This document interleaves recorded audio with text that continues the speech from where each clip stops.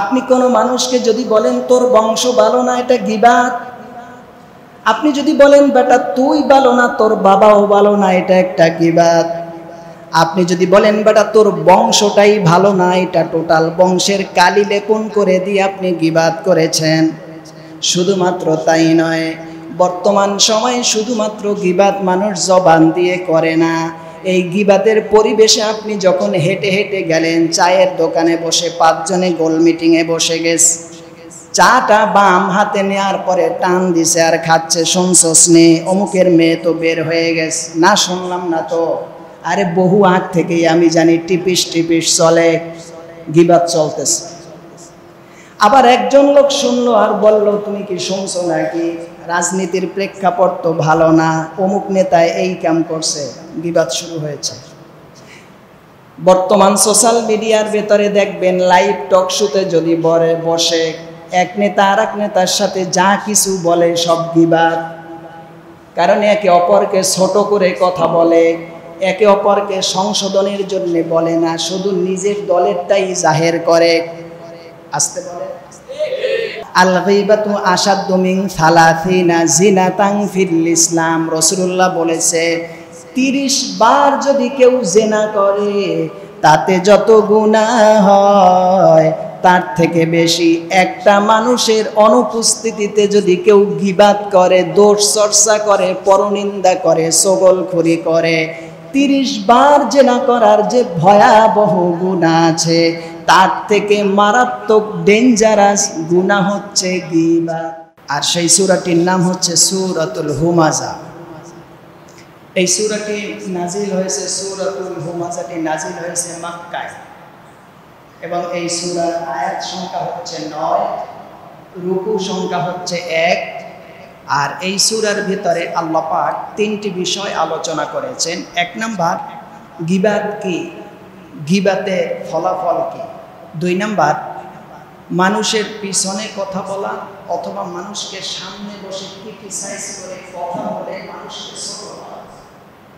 3 সম্পদকে গচ্ছিত করার ক্ষেত্রে মানুষ যে বারবার হিসাব করে, সম্পদের ভুরি ভুরি রাশি রাশি ব্যালেন্স করে, এটা বারবার হিসাব করে, বারবার হিসাব করে সম্পদ আমার কতটুকুন আছে, কতটুকুন গেল, ব্যালেন্স কই, কোথায়, কিভাবে কি করবে, দিনার দিন শুধু টাকার নেশায় বিভোর, আল্লাহ তার রসুলকে ভুলে গিয়ে দুনিয়া নিয়ে মত্ত হয়ে আছে।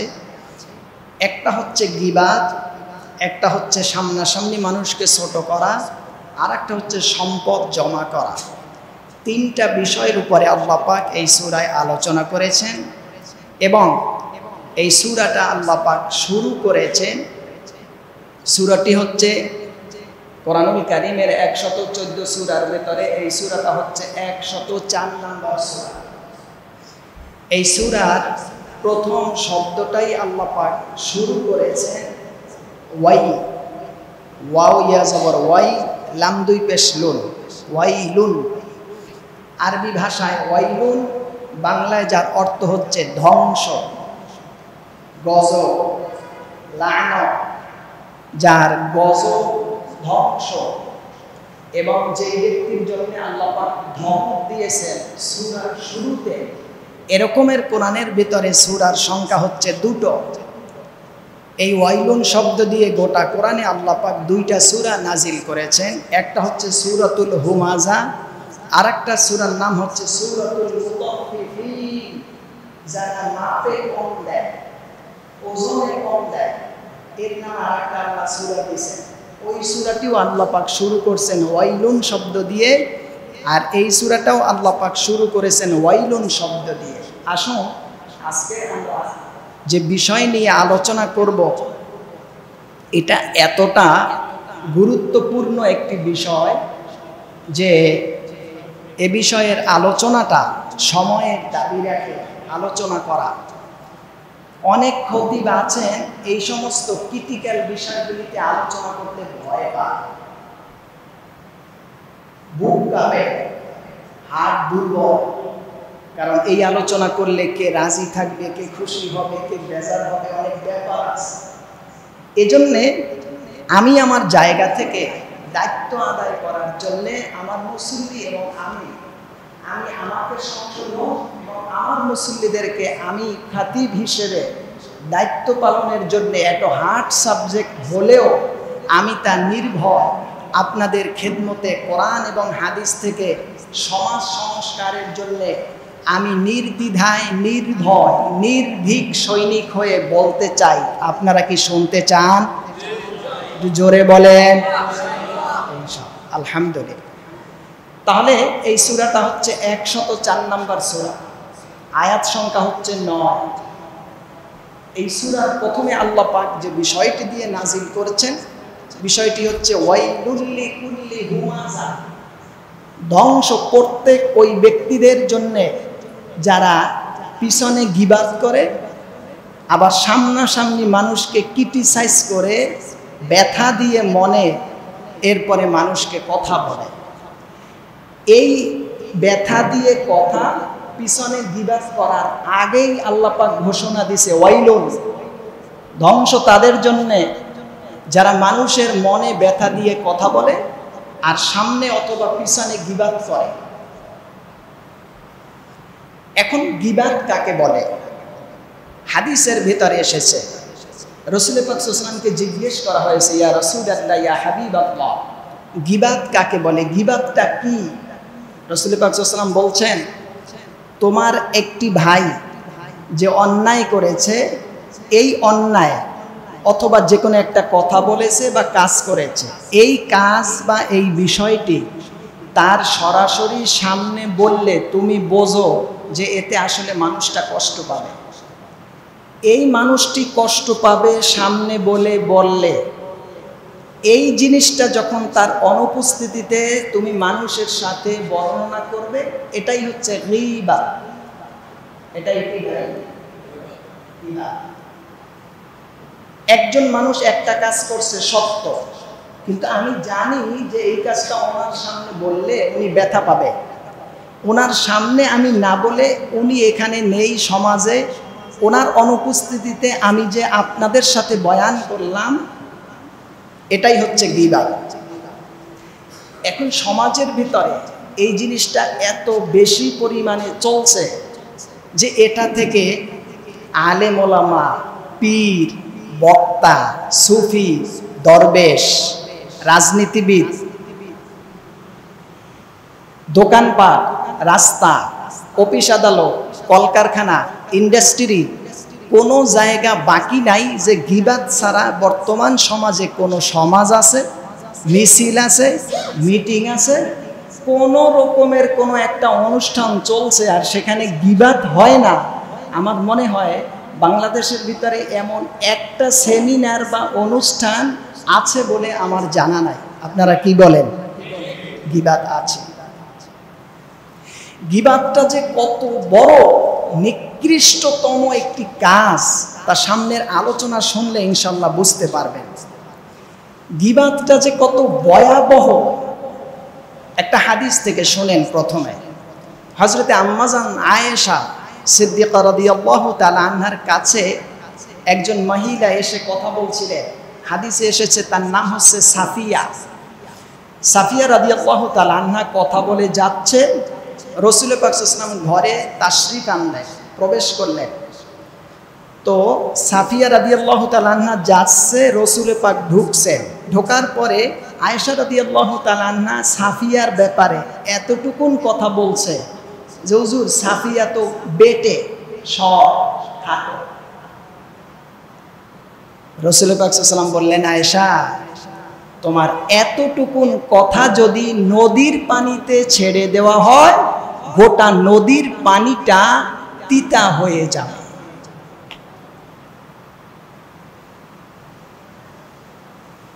আয়েশা সিদ্দিকা রাদিয়াল্লাহু তাআলা আনহা অবাক হয়ে গেলেন, বললেন, ইয়া রাসূলুল্লাহ ইয়া হাবিবাল্লাহ, গীবাত এমন?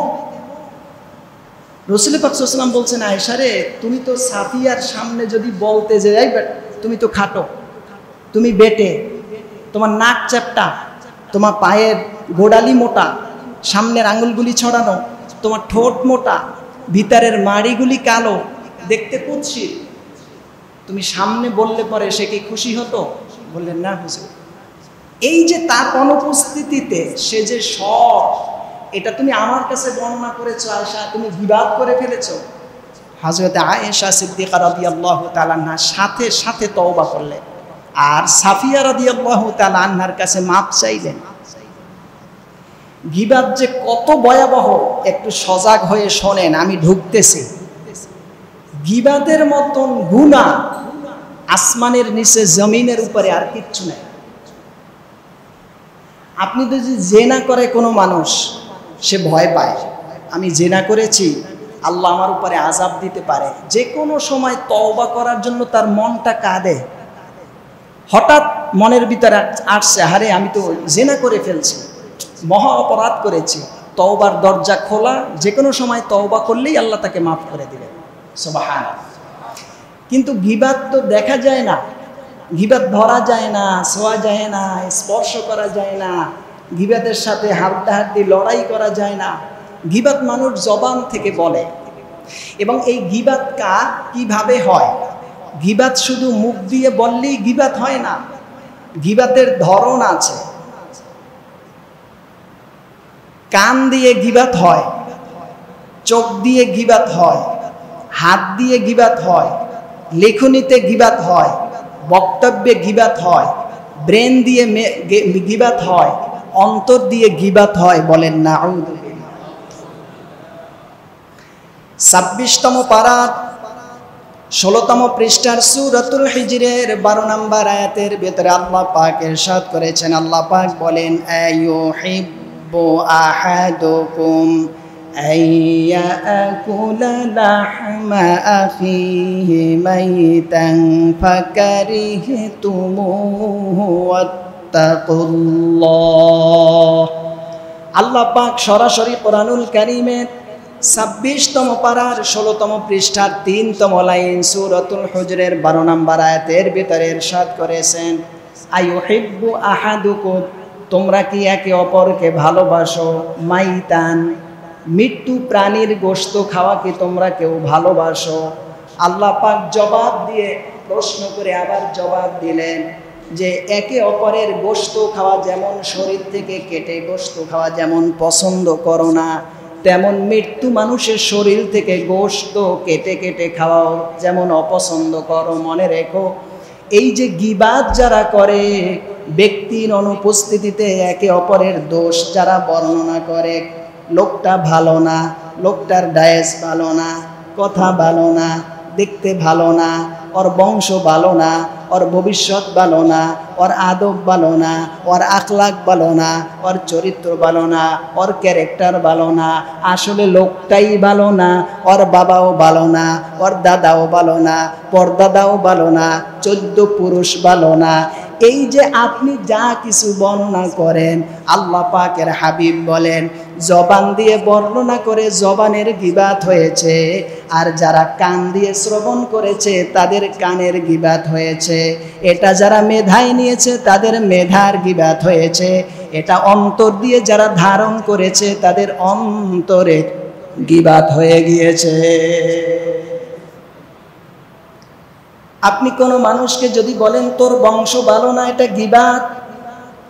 আপনি যদি বলেন বেটা তুই ভালো না, তোর বাবাও ভালো না, এটা একটা গীবাত। আপনি যদি বলেন বেটা তোর বংশটাই ভালো না, এটা টোটাল বংশের কালি লেপন করে দিয়ে আপনি গীবাত করেছেন। শুধুমাত্র তাই নয়, বর্তমান সময়ে শুধুমাত্র গীবাত মানুষ জবান দিয়ে করে না। এই গীবাতের পরিবেশে আপনি যখন হেঁটে হেঁটে গেলেন, চায়ের দোকানে বসে 5 জনে গোল মিটিংয়ে বসে গেছে, চাটা বাম হাতে নেওয়ার পরে টান দিছে আর খাচ্ছে, শুনছস নে অমুকের মেয়ে তো বের হয়ে গেছে? না শুনলাম না তো। আরে বহু আগ থেকেই আমি জানি টিপিস টিপিস চলে, গীবাত চলতেছে। আবার একজন লোক শুনলো আর বলল তুমি কি শুনছো নাকি, রাজনীতির প্রেক্ষাপট তো ভালো না, অমুক নেতায় এই কাম করছে, গীবাত শুরু হয়েছে। বর্তমান সোশ্যাল মিডিয়ার ভেতরে দেখবেন লাইভ টক শোতে যদি বসে এক নেতা আর এক নেতার সাথে যা কিছু বলে সব গীবাত। কারণ একে অপরকে ছোট করে কথা বলে, একে অপরকে সংশোধনের জন্য বলে না, শুধু নিজের দলেরটাই জাহের করে। আসতে বলে। আমার প্রিয় ভাইয়েরা, একটা কথা আমার বানানো নয়, সব কোরআন আর হাদিস থেকে গবেষণা করে নিয়ে এসেছি। আল্লাহ পাকের হাবিব বলেন, গীবাত কত ভয়াবহ তুমি জানো নাকি? ও আমার উম্মত, পৃথিবীর ভিতরে তোমরা শুনে নাও, আল গীবাতু আশাদ্দু মিন সালাসিনা জিনাতান ফিল ইসলাম। রাসূলুল্লাহ বলেছে 30 বার যদি কেউ জিনা করে তাতে যত গুনাহ হয় তার থেকে বেশি একটা মানুষের অনুপস্থিতিতে যদি কেউ গীবাত করে, দোষ চর্চা করে, পরনিন্দা করে, চগলখড়ি করে, 30 বার জিনা করার যে ভয়াবহ গুনাহ আছে তার থেকে মারাত্মক ডেঞ্জারাস গুনাহ হচ্ছে গীবাত। আমার প্রিয় ভাইরা, আরো গভীর মনোযোগ দেন। আল্লাহর হাবিবের দুইজন জলিল কদর সাহাবী, হযরতে ওমর, হযরতে আবু বকর, এদের থেকে কি কোনো সাহাবী আর শ্রেষ্ঠ আছে? এই আবু বকর আর ওমরের একজন খাদেম ছিল। এই খাদেম তাদের দুইজনার রান্না বান্না করে দিত। সফরে গেলে, সফরের সময় এই খাদেম যদি সাথে থেকে রান্না বান্না করে দিত, তারা খেত। হঠাৎ একদিন এক তাঁবু থেকে আর এক তাঁবুতে স্থানান্তরিত হয়ে যাচ্ছিলেন। এমন সময় হযরতে ওমর আর আবু বকর দুইজন মানুষ বলল, আহারে আমাদের গোলামটা, খাদেমটা শুধু ঘুমায়। শব্দ কয়টা? একটা। আমাদের গোলাম নামের খাদেমটা শুধু ঘুমায়। এতটুকুন কথা বলার পরে তারা রাসূল পাক সাল্লাল্লাহু আলাইহি ওয়াসাল্লামের কাছে, এই গোলাম ঘুম থেকে ওঠার পরে যখন তাদের কাছে গেল, আবু বকর আর ওমর বলল, গোলাম রে, এই পেলাটা নিয়ে রাসূলুল্লাহর দরবারে যাও, আর সেখানে গিয়ে আল্লাহর হাবিবকে বলো তার কাছে কোনো তরকারি থাকলে আমাদের যেন একটু তরকারি দেয়। যখন গোলাম রাসূলুল্লাহর কদম মোবারকে দাঁড়িয়ে বলছে, ইয়া রাসূলুল্লাহ, ইয়া হাবিবাল্লাহ, আবু বকর আর ওমর আমাকে পাঠিয়েছে আপনার কাছে তরকারি থাকলে একটু দিতে বলছে তারা। রাসূল পাক সাল্লাল্লাহু আলাইহি ওয়াসাল্লাম বললেন, তুমি তাদের কাছে গিয়ে বলো এইমাত্র তারা তাজা গোশত খেয়েছে। গোলাম এসে তাদের কাছে বললেন যে রাসূলুল্লাহ বলেছেন আপনারা এইমাত্র তাজা গোশত খেয়েছেন। অবাক বিষয় না? পাঠালো তরকারি আনতে, আর যেইরা মানুষটি বলেছে যে এইমাত্র তাজা গোশত খেয়েছে, আসমান জমিন উল্টে যেতে পারে, কথা উল্টে পারে, ঠিক কিনা? আল্লাহর হাবিবের কথা শোনার পরে যদি কেউ আমল করতে নাও পারে, অন্তত ওই কথার উপরে বিশ্বাস রাখাটাই হচ্ছে একজন মুমিনের দায়িত্ব, ঠিক কিনা? এটা যে করবে না সে ঈমানদার হবার ক্ষমতা রাখে না।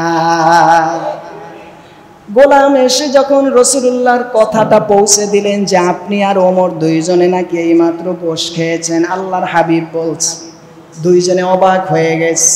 হঠাৎ রাসূলুল্লাহর কদম মোবারকে চলে গেলেন আর বললেন, ইয়া রাসূলুল্লাহ, ইয়া হাবিবাল্লাহ, এই পর্যন্ত কিছুই খাইনি, পেটে তো ক্ষুধা, তরকারি নিতে এসেছে গোলাম, আপনি বলেছেন আমরা তাজা গোশত খেয়েছি। রাসূলুল্লাহ বললেন, আবু বকর আর ওমর, তোমাদের দাঁতের ভিতরে কাঁচা গোশতের অংশ এখনো আছে। বললেন, হুজুর বুঝতে পারি নাই, বেয়াদবি মাফ করেন। আল্লাহর হাবিব বললেন, তোমরা গলায় খেকরানি দাও। আমরা গলায় কিছু আটকে গেলে কি দেয়? এটা বের করতে চাই না? আবু বকর ওমর গলার ভিতরে যখন খা খা করে নিচের দিকে ফেললেন, তাজা গোশের অংশটা জমিনের ভেতরে থুতুর সাথে পড়ে যায়। আবু বকর ওমর বললেন, ইয়া রাসূলুল্লাহ, ইয়া হাবিবাল্লাহ, কোনো খাবার খেলাম না, গোশ আসলো কোত্থেকে? আল্লাহ পাকের হাবিব বললেন, আবু বকর আর ওমর, তোমরা শোনো, তোমাদের গোলাম একটু ঘুমিয়েছে, তোমরা বলেছ গোলাম তো খুব বেশি ঘুমায়। এই কথাটা তাকে সংশোধনের জন্য সামনে বুঝিয়ে যদি গুছিয়ে যদি বলতে, তাহলে সে সংশোধন হয়ে যেতে। এই সংশোধনের নিয়ত না করে পিছনে যেহেতু বলেছো গোলাম শুধু ঘুমায়, এটা গীবাত হয়েছে। আর এই গীবাদের কারণে আমার আল্লাহ পাকের কোরআন বলে গীবাত মানে হচ্ছে অপর ভাইয়ের মৃত্যু ভাইয়ের গোশত খাওয়া। অতএব এতটুকুন কথা বলার কারণে তোমাদের দাঁতের ফাঁকে কাঁসা গোশত চলে এসেছে। আমরা কি এমন কথা বলি কিনা? বলি কিনা ভাই? আরো সামনে আসতেছে hard, very very hard subject আজকে। আমি এই সাবজেক্টটা রেডি করতে অনেক সময় লাগছে এবং মনে অনেক প্রশ্ন এসেছে যে মুসল্লিদেরকে আমি বুঝাতে পারবো কিনা। গীবাতের আলোচনা আপনারা অনেকেও অনেক রকমের শুনেছেন, জানেন। তবে আজকের আলোচনাটা আশা করি আমার এবং আপনাদের জন্য একটা ইসলাহ বা সংশোধনের ব্যবস্থা আল্লাহ করে দিবে, বলেন আল্লাহুম্মা আমিন। আমার প্রিয় ভাইয়েরা, আগেকার দিনে গীবাতের গন্ধ আছে, গন্ধ। আল্লাহর হাবিব মুহাম্মদ সাল্লাল্লাহু আলাইহি ওয়াসাল্লাম একদিন পথ দিয়ে হেঁটে যাচ্ছিলেন, সাহাবা আজমাইন তার সাথে ছিলেন। হঠাৎ বাতাসে একটা গন্ধ বিচ্ছুরিত শুরু হয়েছে। আল্লাহ পাকের হাবিব বললেন, ও আমার সাহাবী, এই যে বাতাসের সাথে গন্ধটা এসেছে, এটা তরকারি রান্না করার কোনো গন্ধ নয়। কোনো প্রাণী পচে গলে মারা যাবার পরে সেটা নষ্ট হয়ে বাতাসের সাথে আসা কোনো মিশ্রিত কোনো বাতাসের গন্ধ নয়। এটা হচ্ছে এই মাত্র এই এলাকার এই মানুষ এক ভাইয়ের অনুপস্থিতিতে আর এক ভাই দোষ চর্চা করেছে, পরনিন্দা করেছে, গীবাত করেছে। সেই গীবাতের গন্ধটা বাতাসের সাথে মিশে গিয়ে তোমার আমার নাকে এসে লেগেছে। গীবাত কত বড় মারাত্মক। আমার শরীরের ভিতরে একটা পোশাক আছে, নাভি থেকে হাঁটু পর্যন্ত ঢাকার জন্য একটা পোশাক আপনার আমার সবার আছে, আছে কিনা ভাই? এই পোশাক দিয়ে মানুষ কি করে বলেন তো? লজ্জা ঢেকে রাখে, তাই না? আল্লাহ পাকের হাবিব বলেন, এক ভাই আর এক ভাইয়ের পিছনে যখন গীবাত করে তখন ওই পড়ন্ত কাপড়টা যেন টেনে বের করলে যেমন লজ্জাটা বের হয়ে মানুষটা সমাজে ছোট হয়ে যায়। এক ভাইয়ের উপস্থিতি না থেকে অনুপস্থিত ভাইয়ের নামে যে দোষ চর্চা করে, সে যেন অপর ভাইয়ের কাপড় খুলে লজ্জা স্থান বের করে মানুষের সামনে তাকে ছোট করে দেয়। আমার প্রিয় ভাইরা, আগেকার দিনে রাসূলুল্লাহর জামানায় গীবাত করলে পরে গন্ধ শোনা যেত, এখন আর গন্ধ নাই। কেন জানেন?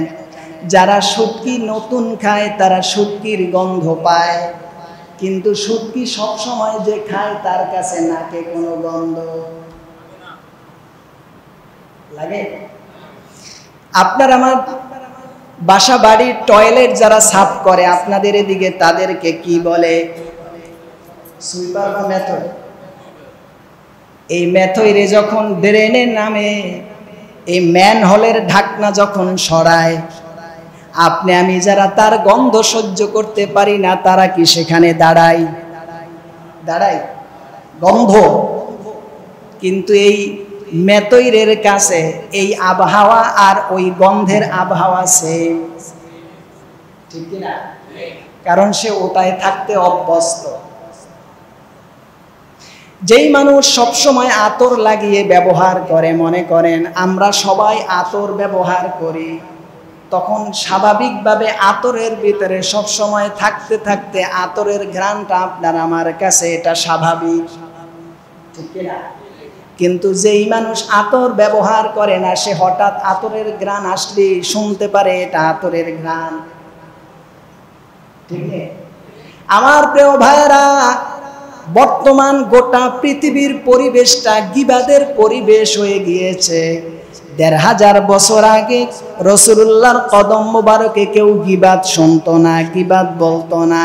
হঠাৎ দুই একজনে বললে পরে গীবাতের যে গন্ধ আছে সেটা ছড়িয়ে ছিটিয়ে যেত, সেটা বোঝা যেত।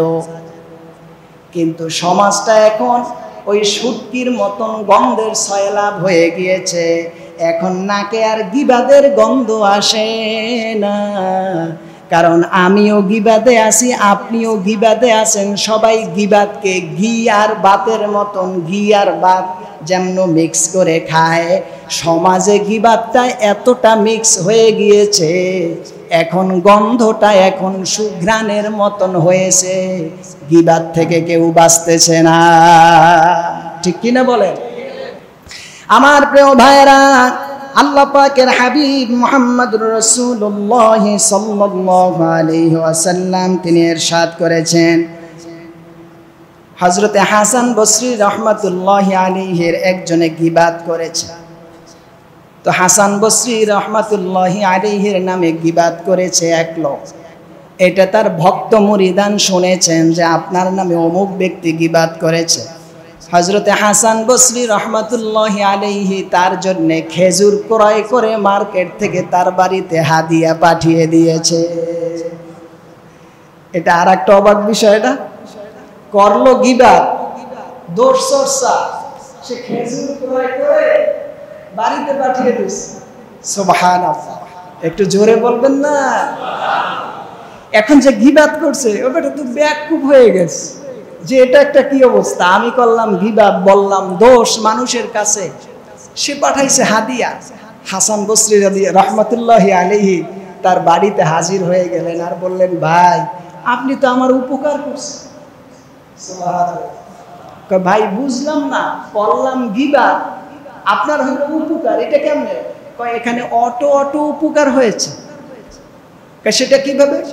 রাসূলুল্লাহ বলছে, যে ব্যক্তি গীবাত করে, যার গীবাত করা হয় ওনার গুনাহটা আল্লাহ মুছে দেয়, আর যে গীবাত করছে ওনার যে নেকটা আছে এটা আল্লাহ ওনারে দিয়ে দেয়। তাহলে পক্ষান্তরে লস হইল কার? একটু কথা বলেন। যে গীবাত করলো বিস্ময় হয়ে যাবেন। সামনে একটা হাদিস আপনাদের খেদমতে তুলে ধরতে যাচ্ছি।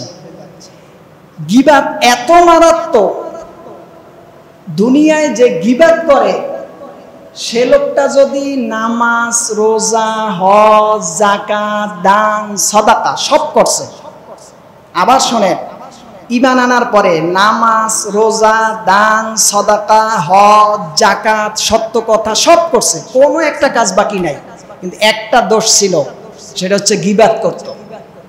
কিয়ামতের ময়দানে রাসূলুল্লাহ বলছে, এই লোকটা আমলের বিশাল পাহাড় নিয়ে উঠবে মেঘের মতো।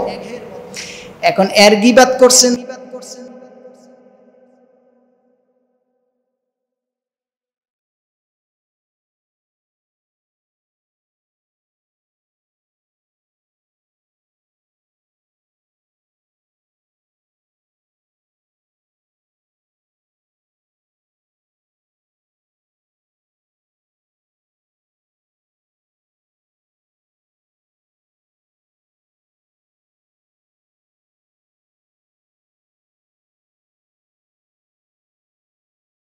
হয়ে গেলে সে দেউলিয়া হয়ে যায়। রাসূল পাক সাল্লাল্লাহু আলাইহি ওয়াসাল্লাম বলছেন, না, কিয়ামতের ময়দানে দেউলিয়া হবে সে দুনিয়ায় যে গীবাত করেছে, মানুষের পরনিন্দা করেছে, পেছনে কথা বলেছে, অনুপস্থিতিতে দোষ চর্চা করেছে। এই যিনি এই কাজগুলি করেছেন সে লোক যদি দান, সাদাকা, হজ, যাকাত, মসজিদ, মাদ্রাসা, বিল্ডিং এর পর বিল্ডিং, অসহায় মানুষের পাশে দাঁড়ানো সব করছে, দোষ একটা, গীবাত করত মানুষকে, ওনার গীবাত থেকে কেউ বাঁচতে পারে নাই। কিয়ামতের ময়দানে এই বিশাল নেকির পাহাড় থেকে বল্টু মেয়ারে দেশে, চৌধুরী মেয়ারে দেশে, ওনারে দিছে, তোনারে দিছে, সবারে দিতে দিতে দিতে দিতে আর সবার গুনাহ ওনার মাথায় জমতে জমতে যেই মেঘ পরিমাণ আমল নিয়ে গেছিল তা মেঘ পরিমাণে গুনার পাহাড় হয়েছে, আর ওনার নেকটা সবাইকে দিতে দিতে সবাই জান্নাতি হয়ে গেছে। উনি এত নেক করার পরেও জাহান্নামে চলে গেছে। জোরে সোরে নাউজুবিল্লাহ বলবেন না? শুধু তাই নয়, আরো বিস্ময়ের কথা আছে। গীবাত যে করে সে সবার শেষে জান্নাতে যাবে। কি বুঝলে? যে গীবাত করে সমাজে, এই বেচারার একটু আগে যে বর্ণনা দিলাম যে সব ইবাদত করে কিন্তু অভ্যাসটা কি? গীবাত করে। এই গীবাত করনেওয়ালা ব্যক্তি সব ইবাদত করার পরেও জান্নাতে যাবে সবার শেষে। তাও যদি তওবা তিল্লা করে মরে এরপরে যাবে সবার শেষে জান্নাতে। আর যদি গীবাতকারী ব্যক্তি তওবা ছাড়া মরে তা জাহান্নামে যাবে, হাদিসে এসেছে সবার আগে। এই যে কথাগুলি আমি বলছি এটা কি অনেক লোডওয়ালা কথা না? কথা বলেন, অনেক পাওয়ারওয়ালা কথা না? এক একটা কথা এই যে কত লোড, আপনি একটা কথা যদি আজকের মাথায় নিতে পারেন আপনার গোটা জীবন, আমার গোটা জীবন চেঞ্জ হয়ে যাবে। সুবহানাল্লাহ, কত বিশাল কথা। আপনি আমার নামে গীবাত করেছেন, হুজুর ভালো না, আরে এই হুজুর দিয়া চলে না, এই হুজুর মানুষের মন মেজাজ বুঝে না, আরে হুজুর গরম কথা বলে, এই যা কিছু আমার বিরুদ্ধে বললেন সবটা গীবাত। আপনি বললেন এই হুজুর ঠিক বলে, গীবাত করলেন। যখন আপনি আমার এই ব্যাপারে কথা মুখ থেকে শুধু বলছেন, আপনার নেকটা আমার ঘাড়ে আসছে, আমার গুনাহটা আপনার ঘাড়ে গেছে, তো আপনি তো আমার শত্রুটা বন্ধু। আমি কি আপনাদের বুঝাতে পারছি? আবার গীবাত চর্চা হয় কোথায়? মসজিদে 2 জন 4 জন 5 জন বসে ইচ্ছা মতন গীবাত করছে। যে গীবাত হয় কোথায়? টেলিভিশনের পর্দায়, টক শোতে। গীবাত হয় কোথায়? ফেসবুক লাইভে। গীবাত হয় কোথায়? ইউটিউবের চ্যানেলে। গীবাত হয় কোথায়? চায়ের দোকানের আড্ডায়। আবার ডেট দিয়ে আয়, চাটা খাইতে আয়, কথা আছে, ডেট দিয়ে গীবাত হয়। এই গীবাত পৌঁছতে পৌঁছতে গিয়ে এই পর্যায়ে পৌঁছে গেছে যে গীবাদের কারণে এখন যখন সোশ্যাল মিডিয়ার কোনো একটা ভিডিও সামনে আসলো, এর পক্ষের খুব ভালো ভালো গীবাদের কথা ওনার খুব ভালো লাগছে, উনি দিছে লাইক, কিছুক্ষণ পরে দিছে এখানে একটা কমেন্ট, তার কিছুক্ষণ পরে ওনার এই গীবাদওয়ালা কথা, একে অপরের প্রতিহিংসার ভিডিওটা এত ভালো লাগছে, দিছে ওনার পেজে শেয়ার, ওনার আইডিতে শেয়ার করছে, এটাকে ডাউনলোড করে উনি ওনার চ্যানেলে আপলোড দিছে। কি হয়েছে জানেন? যখন হাত দিয়ে আপনি এই গীবাতওয়ালা টপিকস দেখে হাত দিয়ে যখন আপনি লাইক দিছেন তখন হাতের গীবাত হয়েছে। যখন আপনি এখানে গীবাদের কথা শোনার পরে কমেন্ট বক্সে গিয়ে কমেন্ট করেছেন তখন আপনার হাতের আরো একটা গীবাত হয়েছে, কারণ কমেন্ট বা মতামত লিখতে লাগছে কি আঙুল লাগে নাই? এই যুবকরা কথা বলো না, আঙুল লাগে নাই? তাহলে লাইক দিছেন আঙুল, লিখছেন আঙুল, শেয়ার দিছেন আঙুল, এবার কি হবে জানেন? আমার প্রিয় ভাইয়েরা, 24তম পারার 18তম পৃষ্ঠার 1ম আয়াত সূরাত হামিম সাজদার ভিতরে এসেছে, আল্লাহ পাক বলেন ওয়াকালু লিজুলুদিহিম লিমা শাহিদতুম আলাইনা ক্বালু আনতাকানাল্লাহুল্লাযী আনতাকা কুল্লা শাই। কিয়ামতের ময়দানে মানুষ যখন জাহান্নামের ভিতরে পৌঁছে যাবে, জাহান্নামের ভিতরে যাওয়ার পরে হাদিসে এসেছে, তাফসীর খুললে পরে পাওয়া যায় জাহান্নামী মানুষের শরীরের মোটা হবে প্রায় 70 গজ, দাঁত হবে এক একটা উহুদ পাহাড় বরাবর, বডিটা হবে হাজার হাজার মাইল সমান। এত বিশাল দেহ বিশিষ্ট মানুষটা যখন জাহান্নামের অগ্নির ভিতরে পড়ে যাবে, এরপরে মানুষটা যখন জ্বলে পুড়ে সারকার হয়ে ভস্ম বা ছাই হয়ে যাবে, আল্লাহ পাক বলেন ক্বালু আনতাকানাল্লাহুল্লাযী আনতাকা কুল্লা শাই, তোমার শরীরের ভিতরে যে চামড়াটা ছিল ওই চামড়াটা আমি আল্লাহর সাথে কথা বলবে। কে কথা বলবে? আজকের আপনি ঘি খান, পোলাও খান, বিরিয়ানি খান, তেহারি খান, নেহারি খান, সব খান বডি স্ট্রাকচার ঠিক রাখার জন্য, ঠিক কিনা? আপনি তো জানেন না সিসি ক্যামেরা শুধু বাসা বাড়িতে আছে এমন নয়, সিসি ক্যামেরা শুধু বিশ্ববিদ্যালয় আছে এমন নয়, সিসি ক্যামেরা শুধু অফিস আদালতে আছে এমন নয়। সিসি ক্যামেরা মানুষ আজকের আবিষ্কার করেছে মাত্র কয়েক বছর আগে, কিন্তু আপনার আমার সাথে আল্লাহ পাক সিসি ক্যামেরা দিয়েছে জন্মের সাথে সাথে। বলেন সুবহানাল্লাহ। আমার প্রিয় ভাইয়েরা, এ ব্যাপারে আমি আরেকদিন আলোচনা করব। শুধু বলতে চাচ্ছিলাম, যেদিন তোমার আমার জবান সব বন্ধ হয়ে যাবে, কথা বলার কোনো ক্ষমতা থাকবে না, ওদিন আপনার আমার হাত কথা বলবে, চোখ কথা বলবে, মেধা কথা বলবে, কলব কথা বলবে, এমনকি আপনার আমার থুতনি কথা বলবে, দাড়ি কথা বলবে, ভুরু কথা বলবে, কপাল কথা বলবে। এই কপাল আল্লাহর জন্য সেজদা দিয়েছেন নাকি মাজারে গিয়ে সেজদা দিয়েছেন, আল্লাহর সামনে বলে দিবে। আপনার আমার চোখের পিসি কথা বলবে, চোখের দৃষ্টি কথা বলবে, যেখানে বসে যে গুনাহ করেছে ওই জায়গা কথা বলবে। মুফাসসিরিন ইকরামগণ বলেছেন শুধু কথা বলবে কে জানোনি? একটা অণু বাংলে পরমাণু হয়, একটা পরমাণু বাংলে ইলেকট্রন প্রোটন হয়। এই পরমাণু বাংলে যে অণু বাংলে পরমাণু, পরমাণু বাংলে ইলেকট্রন প্রোটন। তুমি আমি যেখানে 24 ঘন্টায় জমিন ব্যবহার করো, এই ইলেকট্রন প্রোটন নামের যা জমিনের ভিতরে আছে সব কিছু আল্লাহর সামনে কিয়ামতের ময়দানে সবাই তোমার আমার বিরুদ্ধে সাক্ষী হয়ে দাঁড়িয়ে যাবে। তাহলে আজকের গিবাদের কথা শোনার পরে ফেসবুকের ভিতরে আপনি লাইক দিয়েছেন, এটা কি সাক্ষী দিবে না? আসতে বলেন। এখানে কমেন্ট বক্সে গিয়ে কমেন্ট করেছেন, গিবাদটা আপনার খুব ভালো লেগেছে, তাহলে আঙুল কি সাক্ষী দিবে না? এটা আপনার ফেসবুকের ভিতরে শেয়ার করে দিয়েছেন, এটা কি সাক্ষী দিবে না? আরে আপনি এটাকে লাইক দেওয়ার পরে, শেয়ার দেওয়ার পরে, কমেন্ট দেওয়ার পরে কত বড় নিজের ক্ষতি করেছেন জানেন না? আপনি আপনার আইডি রেখে, ফেসবুক পেজ রেখে, ইউটিউব চ্যানেল রেখে মারা যাবেন, কিন্তু এটা তো আর মরবে না। আপনি মারা গেছেন, আপনার এখন আর গুনাহ হয় না। গভীর মনোযোগ। আপনি মারা গেছেন, আপনি এখন আর হাত দিয়ে লাইক দেন না, কমেন্ট লেখেন না, শেয়ার করেন না, কিন্তু আপনার আইডিতে, ফেসবুক পেজে আপনি যে শেয়ার করে গিয়েছেন সেটা আপনার ফ্রেন্ড সাইকেলরা আজও দেখে। দেখার পরে, এই গীবাত শোনার পরে যত গুনাহ হয় সকল গুনার পার্সেন্টেজ কবরে শুয়ে শুয়ে অটোমেটিক তোমায় আমার ঘাড়ে চলে আসে। আমার প্রিয় ভাইয়েরা, আধুনিকভাবে তাফসির বুঝতে হলে আপনাকে আমাকে একটু সম্প্রসারিত মেধা লাগবে।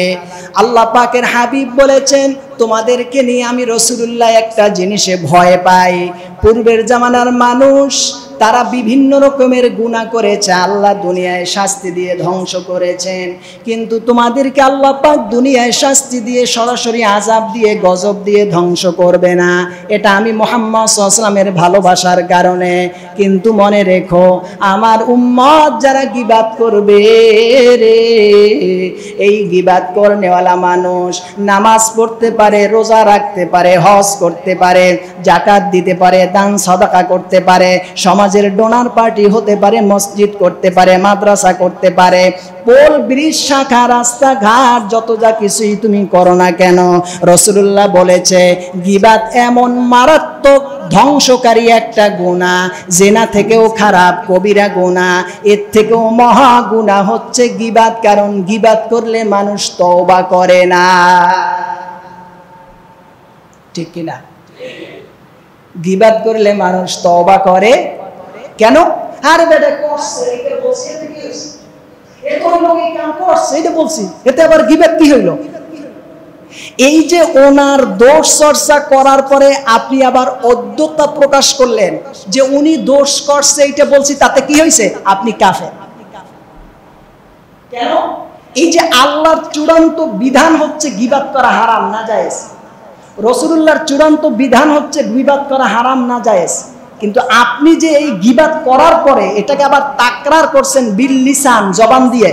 আরে বেটা গীবাত, উনি দোষ এইটা করছে, এইটা বলছি, এতে কি হয়েছে? এই যে ওনার দোষটাকে বলার পরে তাকরার করছেন, দৈত্য উচ্চারণ করছেন, আল্লাহর বিধানকে, আযাবকে আপনি ছোট করলেন, এজন্য আপনি কাফের। নাউজুবিল্লাহ বলবেন না? জোরে সোরে বলবেন না? আমার প্রিয় ভাইয়েরা, গীবাত করা যাবে? তাহলে আমি কি বুঝাতে চাচ্ছিলাম? আমি বুঝাতে চাচ্ছিলাম যে গীবাত যদি কেউ করে, তার ইবাদত যতই হোক, এ লোকটা গীবাত করার পরে যদি মাপ চাইতে হয়, ওই যে ওমরের হাদিসটা বলছিলাম যে আবু বকর আর ওমর কি বলছে, বেটা ঘুমায়। রাসূল পাক সাল্লাল্লাহু আলাইহি ওয়াসাল্লাম বলছে, আবু বকর ওমর বলছে, ইয়া রাসূলুল্লাহ, ইয়া হাবিবাল্লাহ, তাহলে আপনি আমাদেরকে মাফ করে দেন। আল্লাহ রসুল কি বলছে শুনলে তো বিস্ময় হয়ে যাবেন। আল্লাহ রসুল বলছে, না আবু বকর, আমি মাফ করলে হইতো না। কয় হুজুর আল্লাহর কাছে তওবা করি? কয় আল্লাহর কাছে তওবা পরে, আগে তোমার গোলামের কাছে মাপ চাও, বলো যে গোলাম, তোমারে আমরা এতটুক শব্দ বলেছি যে তুমি ঘুমাও বেশি, এইটা তার কাছে বলো, সে মাপ করলে মাপ পাবা, এর আগে আল্লাহর কাছে তওবা করলে মাপ নাই। তাদের মতন সাহাবী এতটুকুন কথা, এটার ক্ষেত্রে যদি মাপ চাইতে হয় যার ব্যাপারে বলছে তার কাছে, আপনার আমার তো একে অপরের পা দইরে পইরে থাকা লাগবে। একটু জোরে বলেন না। আপনি আমি যেইভাবে দোষ চর্চা করি, তাতে পা দইরা পইরে থাকলেও মাপ পাওয়া মুশকিল। আমি এই সাবজেক্ট আজকের চয়েস কেন করলাম?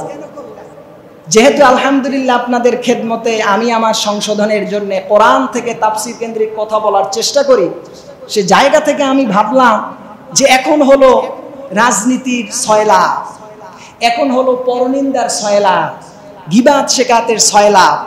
তো আমার একটা কথায় আমি সহ আমার এই কমিটি হোক, মুসল্লি হোক, সবাই মিলে যদি একটু সংশোধন আর সচেতনতা ফিরে পাই মাথায়, হতে পারে আল্লাহ পাক এতটুকুন সচেতনতা ফিরে দেওয়ার জন্য, পাওয়ার জন্য আমাদের ইবাদত সহি হয়ে যাবে, গীবাত থেকে বিদূরিত থাকতে পারবো, ইবাদতটা আল্লাহ পাক কবুল করে নেবে। বলেন সুবহানাল্লাহ। আমার প্রিয় ভাইয়েরা, সেজন্য গীবাত হচ্ছে অত্যন্ত কঠিন থেকে কঠিন গুনাহ। এই গুনাহ থেকে যদি আপনি আমি বাঁচতে না পারি, তাহলে আপনার আমার জীবন অত্যন্ত ভয়াবহ দিন অপেক্ষা করছে।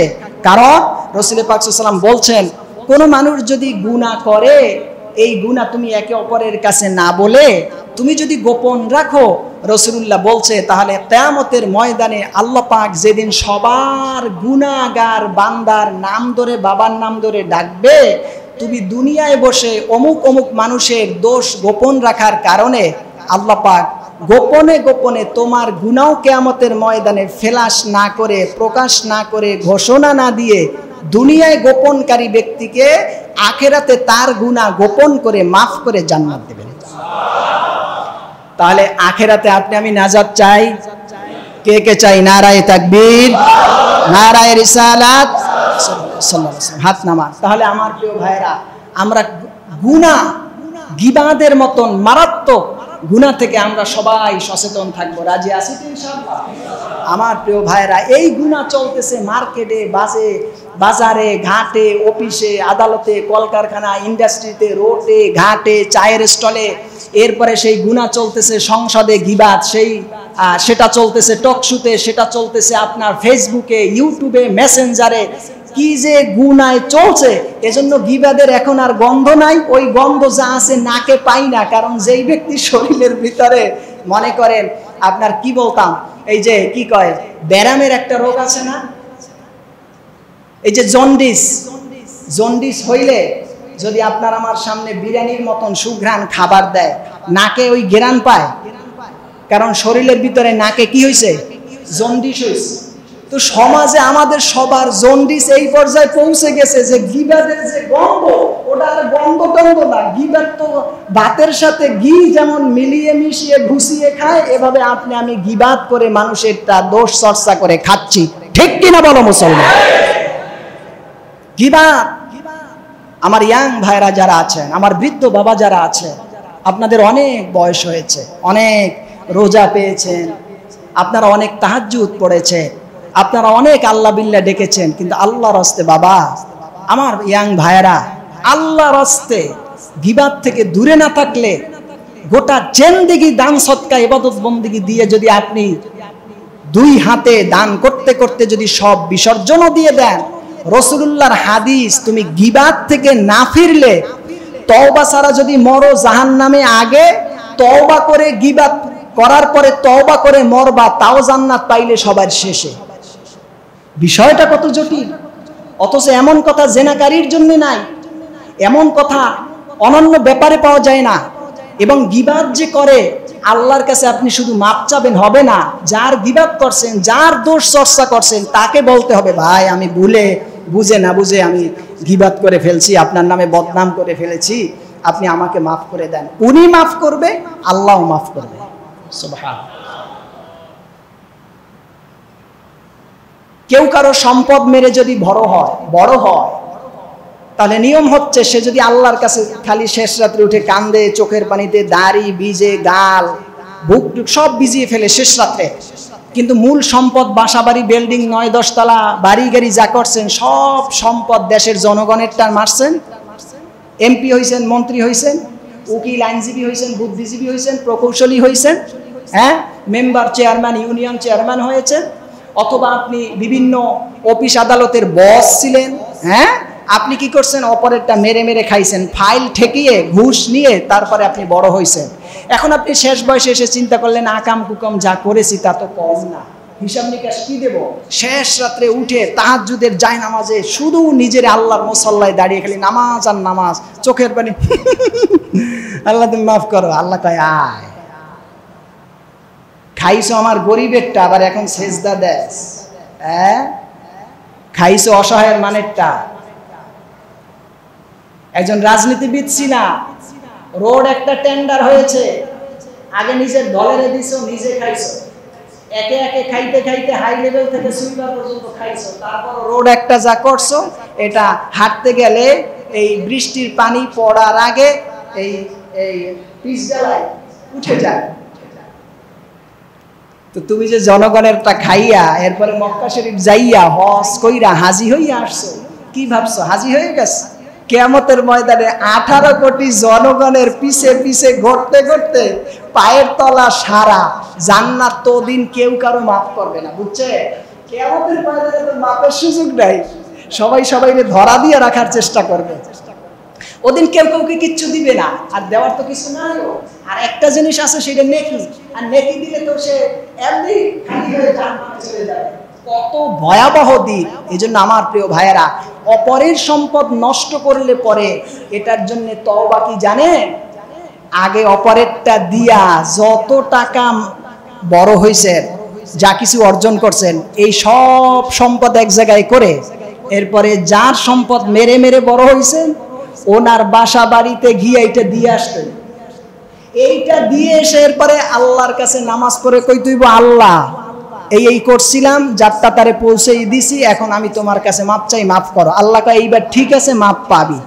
কিন্তু ওই যারটা তারটা তার কাছে পৌঁছে না দিয়ে আমার কাছে আইসা এখন একেবারে দানবীর হয়ে গেছো, বাড়িওয়ালা হয়ে গেছো, গাড়িওয়ালা হয়ে গেছো, মিল ফ্যাক্টরি কলকারখানা শিল্পালয় শিল্পপতি হয়ে গেছো, সমাজে তোমার নামে ধুম পড়ে, বাড়ির সামনে মানুষ তোমার জাকাতের টাকা নিতে এসে 2-4-5 জন পায়ের নিচে পরে ফিসে মরে। তুমি এত বড় জাকাতওয়ালা হয়ে গেছো। ওই সব সম্পদ ওদের দিয়ে দেওয়ার পরে এসে যদি মাপ চাও, এই মাপ চাইলে পরে গিয়া হইব কাম। এইটা হচ্ছে তাওবায়ে নসুহা। কিন্তু অপরেরটা মেরে কিছু না দিয়ে তাদের গুলি, তারপরে তুমি যদি তওবা করো, আল্লাহ বলছে ওই তওবার দরজা আমার কাছে খোলা নাই। নাউযু বিল্লাহ। তবে আমার মুসল্লি ভাইরা যে যেখান থেকে এসেছে, আমাদের তওবা সঠিকভাবে করতে হবে। এজন্য হাদিসে এসেছে আখলিস দীনাকা ইয়াকফিকাল আমালুল কলিল। অল্প আমলি নাজাতের জন্য যথেষ্টটা কি? আপনি মসজিদে নামাজ আসছেন, বই আগে বাগে আসছেন, ইবাদত করতেছেন ভালো, কিন্তু আপনি কি করলেন? আগে বাগে এসে 2-4-5 জন যা আছে বইসা টইসা গিবাত যে মারছেন এক দস্তা, কি হইল? ইবাদত আইসা যা করতে না করতে শেষ। এরপর নামাজের পরে যাইতে যাইতে আবার গিবাত শুরু, যেটু কইরা রওনা দিয়েছেন তা শেষ। তো ব্যালেন্সই তো নাই, খালি হাত, শূন্য। সাবধান। আমার যত মুসল্লি ভাইরা এসেছেন, যে যেখান থেকে এসেছেন, আমি আমাকে বলছি, আর আপনাদের যেহেতু আমি দায়িত্বে আছি, সেই জায়গা থেকে আমি আমার মুসল্লি সবার দৃষ্টি আকর্ষণ করছি, আমরা যেন গিবাত থেকে ভাই বেঁচে থাকি। গিবাত থেকে যদি বেঁচে না থাকি, আল্লাহর কসম নাজাতের কোনো ওসিলা কিচ্ছুতে কোনো কাজ হবে না। কারণ গিবাত বড় মারাত্মক। অপরের সম্মানহানি করা হয়, অপরকে ছোট করা হয়, অপরের লজ্জাস্থানকে প্রকাশ করে দেওয়া হয়। এত বড় মারাত্মক জিনিস হচ্ছে গিবাত।